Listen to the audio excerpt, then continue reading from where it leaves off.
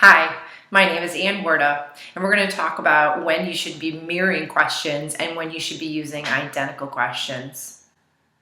So I think this is a really interesting piece because in a lot of our growth assessments, we're seeing times in which some assessment questions are really difficult to mirror. And in fact, there are people that are encouraging the use of identical questions. And so we get to a point where we say, when should we use the exact same question, and when should we attempt to mirror a question to make it similar so we can measure growth in learning that's really pure and aligned to that particular skill that we're trying to measure? Because ultimately, we really do want to get good, valid results that tell us about student learning over time. So in order for us to do that, I think one of the first things we need to talk about is what is a mirrored question.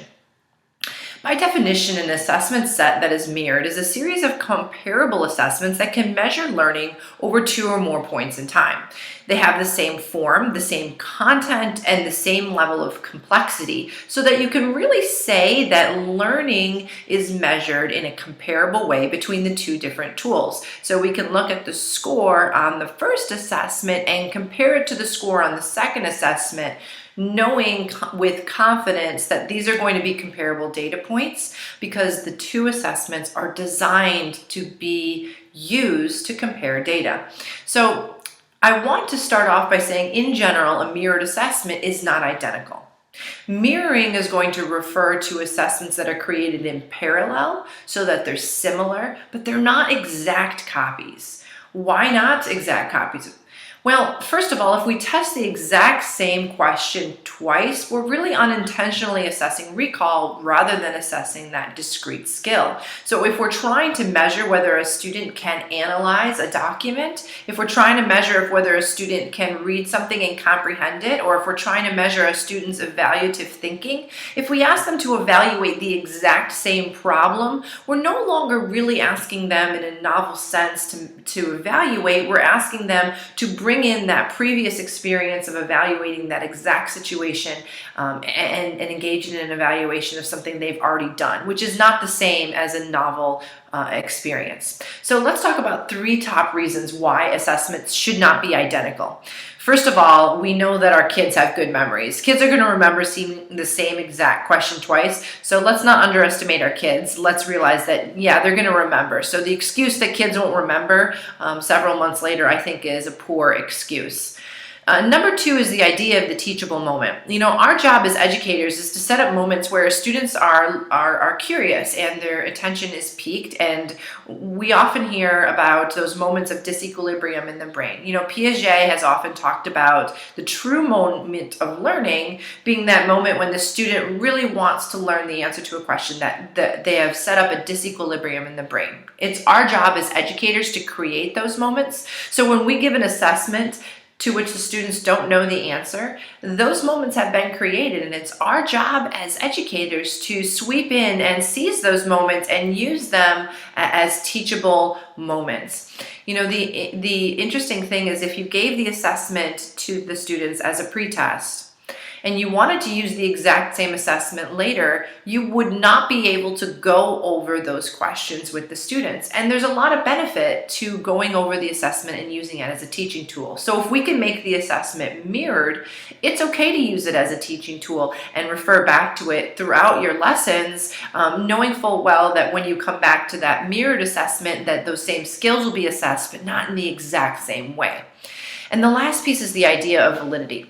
Validity really means that we're measuring what we intend to measure. And I'm certain that all of us are trying to measure understanding of a skill or understanding of a topic. By asking them that exact same question twice, student efforts potentially affected. Additionally, students can look up answers. I mean, at the secondary level, we have a hard enough time getting fourth period not to tell sixth period what's on the test. Certainly, if there's 6 months in between, students are going to have an opportunity to talk about and perhaps look up questions.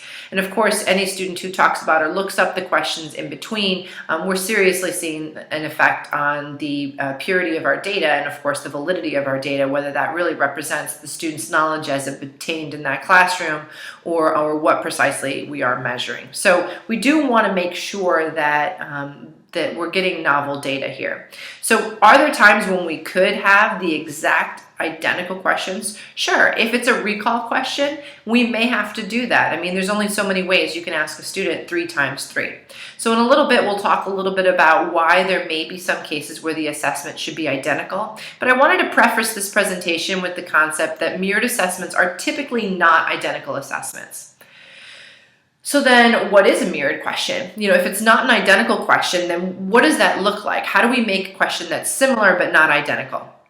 It needs to be with the same form, the same content, and covering the same level of complexity. So if you set up an assessment, you could potentially have a couple different standards that you're trying to measure and intentional levels of complexity that you need to measure for each of those standards. So for example, in this quick example, we see 3-question quiz where standard 1 was aligned at the analytical level. The second question is standard 1 as well at the basic level and the recall level. And then the third question is standard 3 at the analytical level. If we were to mirror it exactly, we would have another question aligned to the same standard at the same level of complexity for question number 1.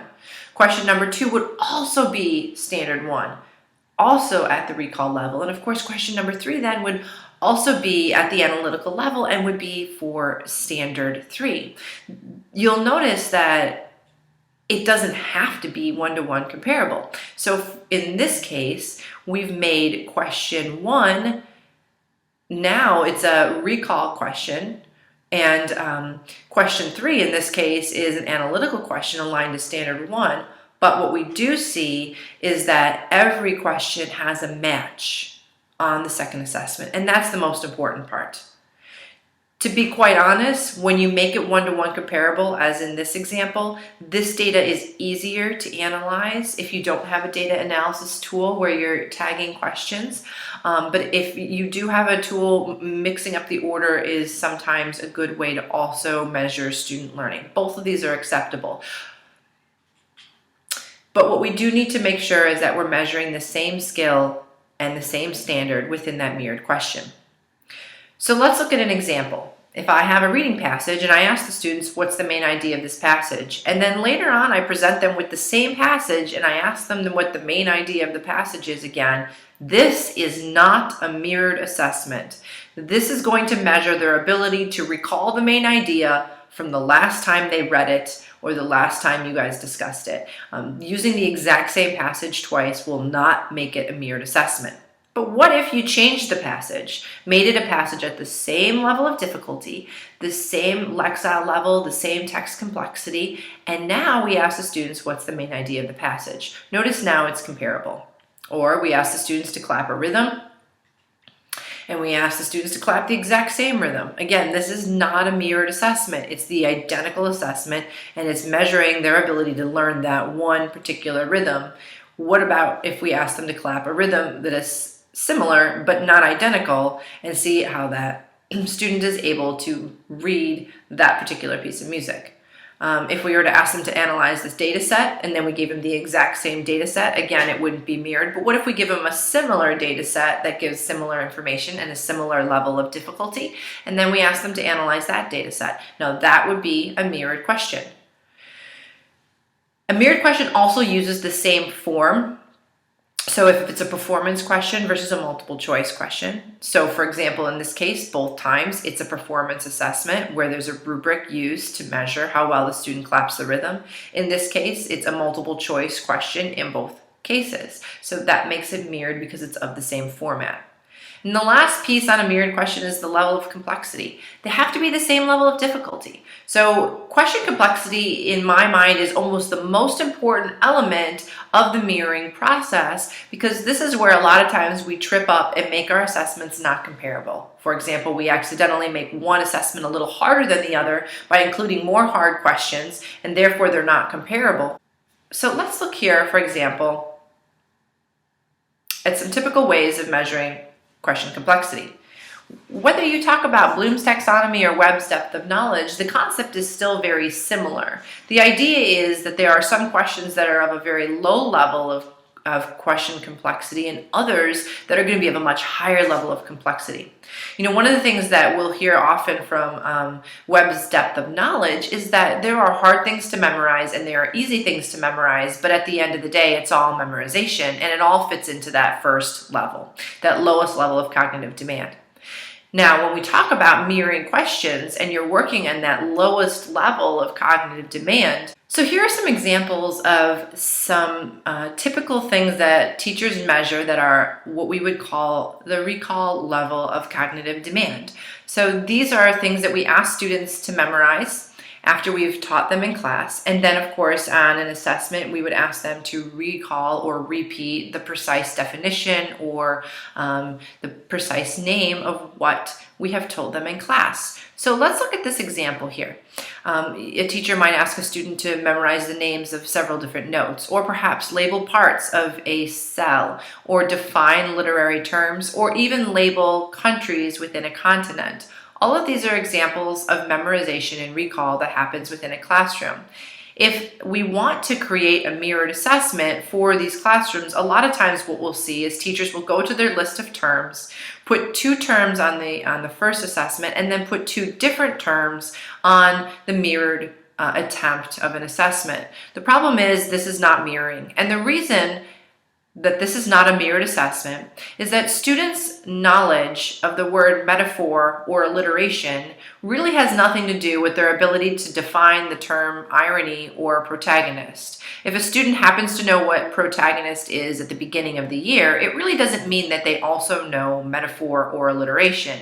And at the end of the year, when a student knows the definition for metaphor, it doesn't mean that they learned any more about protagonists than they knew on day 1. So this really is not an aligned assessment. It does not measure growth.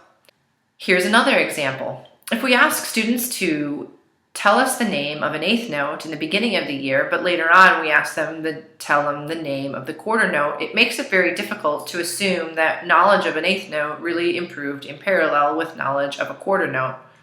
The same things go for defining parts of a cell. We might see on a fall assessment a teacher attempts to ask students to label the mitochondria, but later on ask them to identify the endoplasmic reticulum. In this case, again, this is not a mirrored assessment because the mitochondria and the endoplasmic reticulum are 2 different parts of the cell, and quite honestly, student knowledge of those 2 may or may not improve in parallel. Then if these are not examples of mirrored assessments, how can you create a mirrored assessment for this lowest level of cognitive demand or these recall questions?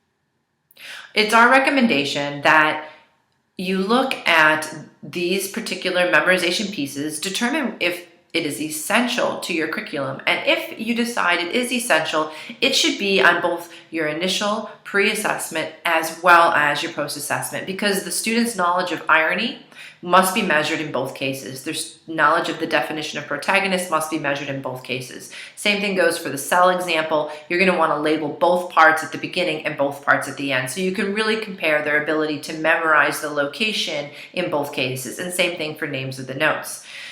So it's important to realize that if you're going to create an assessment to measure growth in learning in memorization, you're probably going to be using some of the exact same questions. But don't get me wrong that I do not believe any assessment should be 100% recall. In fact, no good assessment is 100% recall. Just like no good classroom learning is going to be 100% just memorization, there's going to be aspects of application and evaluation and thinking that's going to be brought into the classroom, and most teachers tie that in on a day-to-day basis. Our growth assessments should be reflective of that. A balanced assessment should have questions at every level of cognitive demand. It should reflect the true range of cognitive demand required in the class that it's measuring. And very few, if any, classes are 100% memorization and recall.